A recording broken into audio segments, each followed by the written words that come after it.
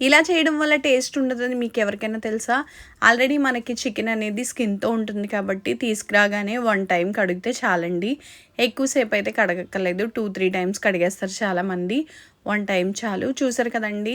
ఆ చికెన్ కడుక్కున్న తర్వాత పక్కన పెట్టుకొని దాంట్లో అయితే ఉప్పు, కారం, పసుపు అలాగే గరం మసాలా పౌడరు, ఇంకా మసాలా, అల్లం వెల్లుల్లిపాయ పేస్ట్ వేసిన తర్వాత ఒక హాఫ్ కప్ పెరుగైతే వేసుకొని చక్కగా మ్యాగ్నేట్ అయితే చేసుకున్నానండి.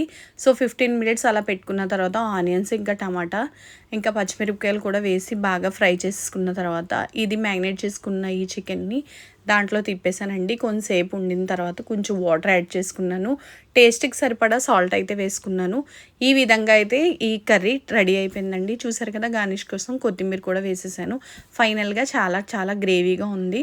ఇలా మనం చేసుకుంటే చాలా టేస్ట్‌గా ఉంటుంది. సో అందరూ కూడా ఇలా చేసుకోండి. నా వీడియోస్ కనుక నచ్చితే లైక్ చేయండి. సబ్స్క్రైబ్ చేసుకోవడం మాత్రం మర్చిపోద్దు ఫ్రెండ్స్.